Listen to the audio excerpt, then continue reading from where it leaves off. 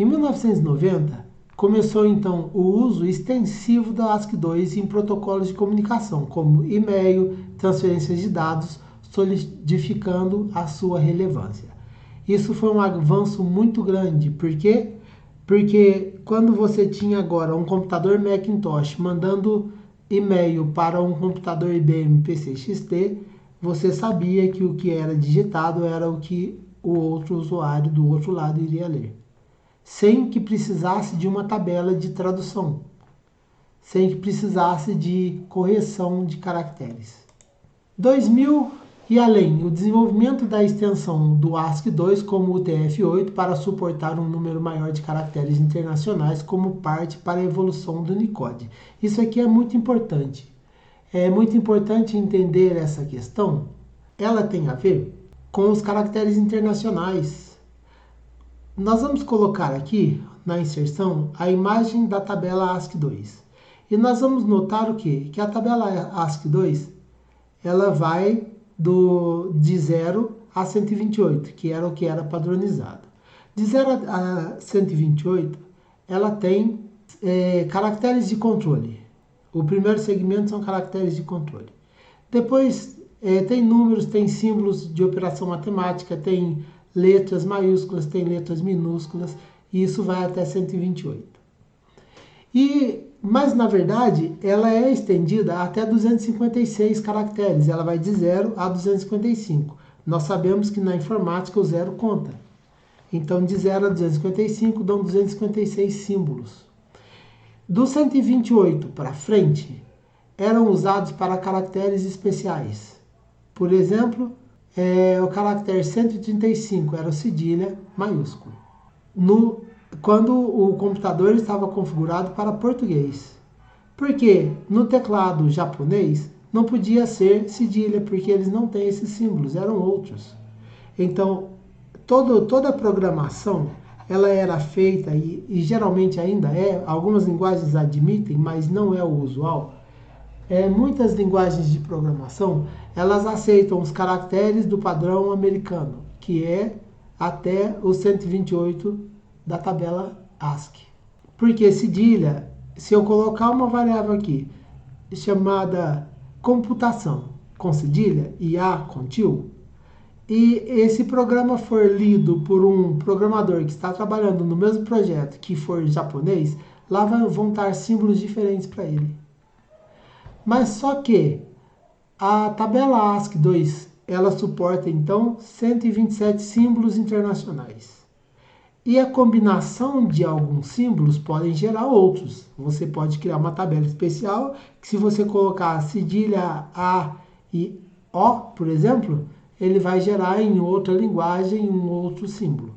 Mas isso acaba sendo bastante complicado. Então, foi desenvolvido uma nova extensão, o UTF-8, para suportar um número maior de caracteres internacionais como parte da evolução para o Unicode, que é essa tela que nós paramos aqui para que eu explicasse. Eu espero que tenha sido bem didático ao explicar isso, porque de verdade os caracteres então iniciais de numéricos, símbolos e caracteres de letra maiúscula e letra minúscula, todos esses caracteres abrangem 128 caracteres da tabela ASCII-2 e os demais são caracteres internacionais. E imagina só se não tivesse essa situação. A gente ia estar escrevendo programação, computação, com computacão, programacão. Né? Não teríamos as facilidades, os acentos, a beleza da língua portuguesa.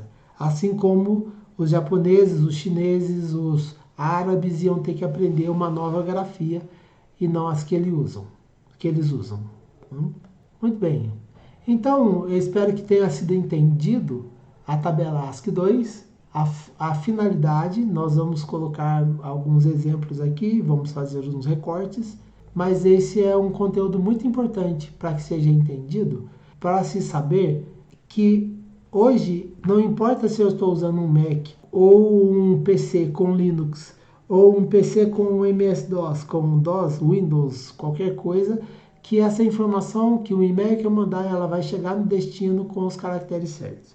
É necessário salientar que, quando se utiliza caracteres internacionais, esses caracteres podem se perder no meio do caminho se eu mandar um e-mail com caracteres especiais da língua portuguesa para alguém que vai transcodificar aquilo para japonês, ele pode ter alguma perda, né?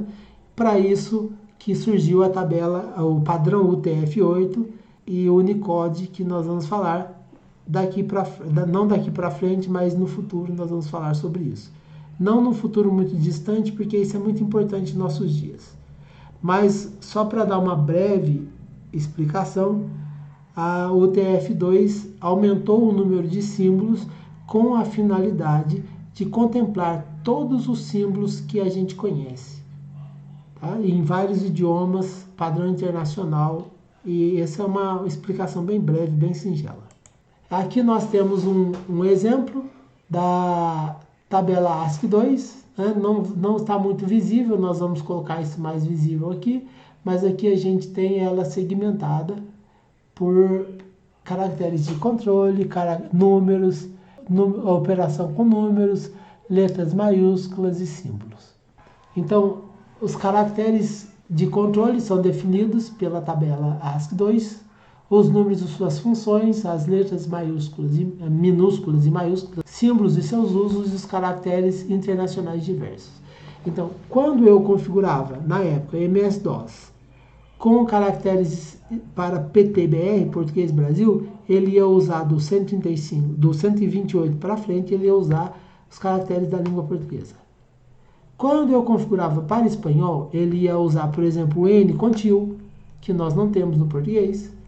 Quando eu configurava para um outro idioma, tipo russo, ele ia colocar o K virado ao contrário, ele ia colocar esses tipos de símbolos na parte de internacionalização da tabela ASCII2. Nós vamos colocar aqui alguns exemplos, tá? A tabela ASCII2, para demonstrar então esses caracteres especiais, nós vamos colocar, eu vou só mostrar aqui, só apresentar a ideia, mas depois nós vamos colocar as inserções de digitar no CMD, no PowerShell, no Notepad, no LibreOffice, os caracteres especiais. A gente pode digitar os caracteres especiais da língua portuguesa, que é o meu caso, colocando, segurando a tecla Alt e apertando o número daquele caractere dentro da tabela ASCII2. Então, no CMD, muito bem, para que vocês vejam, eu coloquei uma câmera aqui, de cabeça para baixo, infelizmente. Aqui está a tela do MS-DOS, do CMD no caso. Aqui vamos dar um clear aqui para vocês, não, excelência, para vocês verem. Vamos dar uns comandos aqui para vocês verem que nós estamos na tela do DOS. E aqui então nós vamos inserir alguns caracteres especiais, meio que a esmo, tá? Para que vocês tenham um exemplo dele no CMD. Por exemplo, então digamos que eu queira escrever o cedilha. Eu vou apertar o Alt, 135, é o cedilha, 128, 128 também é o cedilha maiúsculo. 132 é o A com trema, não me lembro todos os símbolos. 133 é o A com crase, 134 é o A com a bolinha em cima.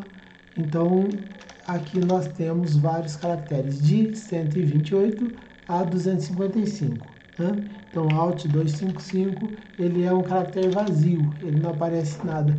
E era legal que a gente às vezes queria confundir as pessoas, que quando nós damos um dir, ele aparece o nome do arquivo, né?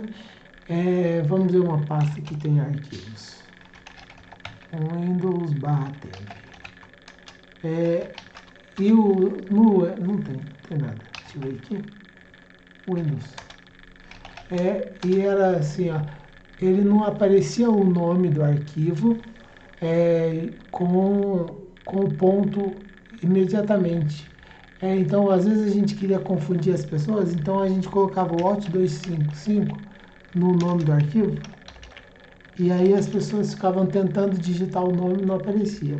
Por exemplo, olha, eu vou pegar aqui vou dar um copy write.exe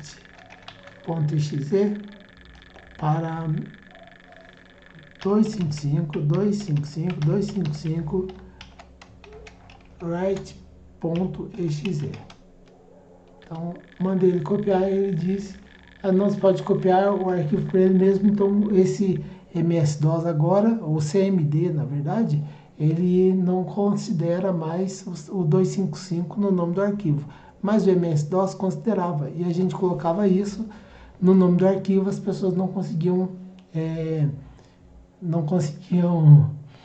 digitar o nome do arquivo, porque eles não sabiam que tinha o 255. Vamos explorar aqui mais uns caracteres especiais, por exemplo, 139, o ícone trema,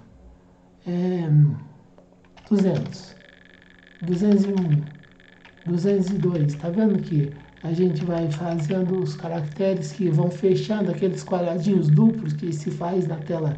Por exemplo, vamos aqui abrir uma tela do DOS, não tem mais esse programa. Mas os programas do DOS que tem aqueles desenhinhos de quadradinho, de janelinha, eles são feitos dessa forma. 196, se não me engano, 196 não é o hífen, ele emenda a linha, né?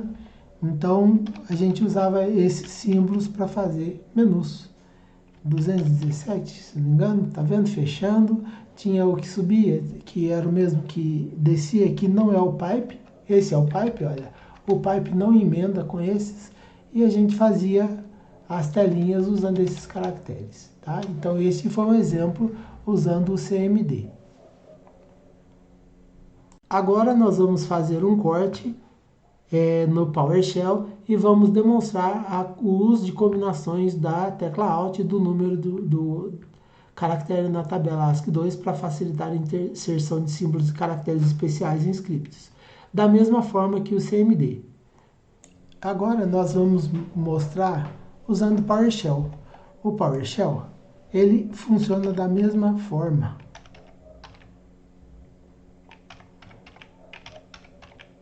Tá vendo? Então, os mesmos caracteres, porque é a mesma tabela. Então, não tem diferença nenhuma. Né? Então, vamos aqui para CLS 196, 196, 196, 217 para subir.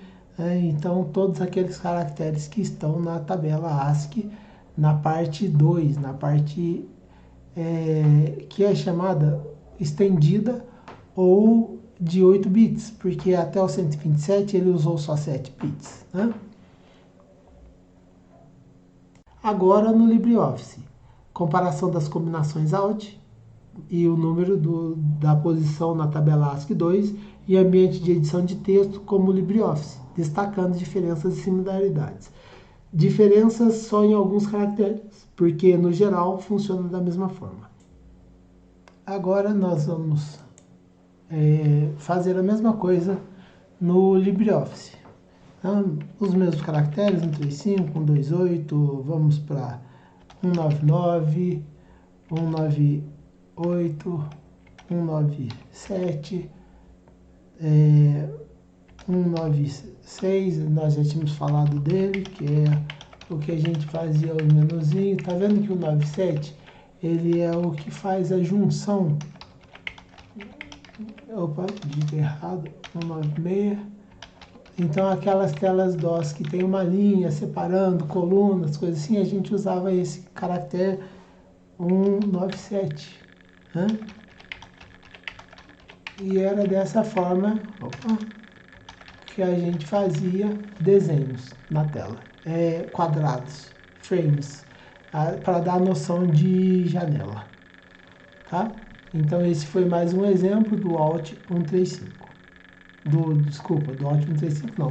Do Alt e o número do caractere para fazer, para digitar. Se eu utilizar qualquer caractere da tabela ASCII, vai funcionar. Por exemplo, Alt 65 é o A maiúsculo, desculpa, o A maiúsculo.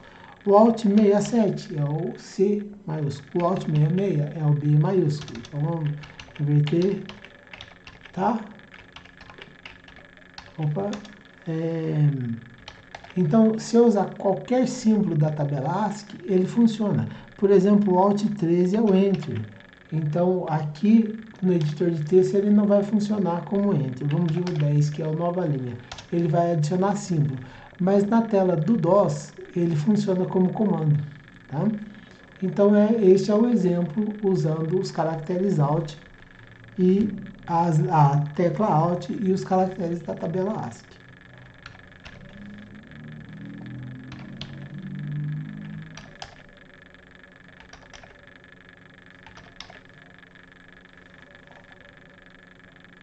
Aqui cabe uma informação muito importante. O Linux não deixa digitar esses comandos em qualquer lugar. Não é tão simples como digitar no MS-DOS, por questão de segurança. Tá? Isso nós vamos explorar em algum vídeo no futuro. Então, o uso de símbolos no teclado, primeiro ao quarto símbolo, quando nós utilizamos o primeiro símbolo do teclado, que é o padrão, é só digitar a tecla em si. Nada mais. Quando nós queremos utilizar o segundo símbolo do teclado, e nós vamos colocar vídeos demonstrando, a gente aperta a tecla Shift e usa o segundo símbolo do teclado. Quando a gente tem um terceiro símbolo do teclado, a gente coloca ele utilizando a tecla Alt do lado direito. A tecla Alt, às vezes, do lado direito, ela às vezes está escrito Alt GR. E ela é então utilizada para adicionar o terceiro símbolo do lado direito. E um quarto símbolo do lado direito, quando existe, nós utilizamos apertando a tecla Ctrl Shift Alt e a tecla que nós queremos o quarto símbolo. Isso no geral, tá? Então, dessa forma, quando nós temos 3 símbolos, nós podemos utilizar o Alt GR. Quando nós temos 4 símbolos, nós podemos utilizar o Ctrl Shift Alt e a tecla em si, que tem o quarto símbolo. Então, voltando aqui, os teclados modernos frequentemente apresentam múltiplos símbolos em cada tecla, permitindo uma ampla gama de entradas. Os primeiros, segundos, terceiros e quartos símbolos têm funções específicas e são essenciais para a digitação eficiente, além de facilitarem a entrada de caracteres especiais e internacionais como o Unicode. Então, eu espero que todos tenham compreendido a evolução do teclado, os símbolos, as coisas que podem ser feitas com ele, e temos a seguinte consideração. Como já dissemos anteriormente, os computadores já têm recebido eficientemente comandos de voz, mas ainda assim o teclado é muito utilizado. Nós temos celulares que utilizam teclado e comando de voz também. Muitas coisas têm sido feitas a partir do comando de voz, mas o teclado está presente na maioria dos computadores desktops, principalmente. Servidores, indiscutivelmente. Qual vai ser o futuro? Eu acredito que será por voz. Mas, talvez o teclado vá continuar existindo, porque pessoas com deficiências físicas, como pessoas mudas, não vão conseguir dar comandos por voz. Existem vários testes, vários exames, várias experiências sendo feitas com leitura mental. Não em si lendo o cérebro, mas colocando eletrodos e parafernália digital para ler o que a pessoa está pensando. Mas isso aí eu acho que para ficar factível, utilizável, leva algum tempo. Não sabemos o futuro. Sabemos que hoje utilizamos muita voz, mas que os teclados ainda estão presentes na maioria das máquinas e são muito bem utilizados. Enquanto eu estava verificando o vídeo e editando algumas coisinhas, eu me lembrei de um fato. Existe uma versão brasileira de um Linux chamado Big Linux, que tem em desenvolvimento a navegação por gestos, que é um projeto de inclusão digital deles, que com o movimento dos olhos, movimento da face, consegue se manipular a tela e dar comandos no sistema. E é muito interessante porque inclui pessoas que têm deficiência de fala, que têm deficiências de digitação, né? E é um projeto brasileiro, muito interessante. E esperamos que com esse vídeo você já tenha um panorama diferente e nostálgica também para entender como o teclado é hoje, por que chegou a ser dessa forma, e este é o vídeo de hoje. Obrigado por terem assistido, obrigado por estarem conosco, continuem nos acompanhando, traremos novidades toda semana e também publicaremos coisas importantes no Facebook, @dinotech_br, e também logo divulgaremos em outras mídias. E também deixaremos logo aqui um card para o vídeo anterior e logo falaremos de um outro assunto que talvez seja interessante para todos nós, dinossauros e atuais usuários do computador. Essa máquina maravilhosa que, como diz um amigo meu, tão complexa, tão cheia de coisas e até impressionante que funciona. Muito obrigado e até a próxima.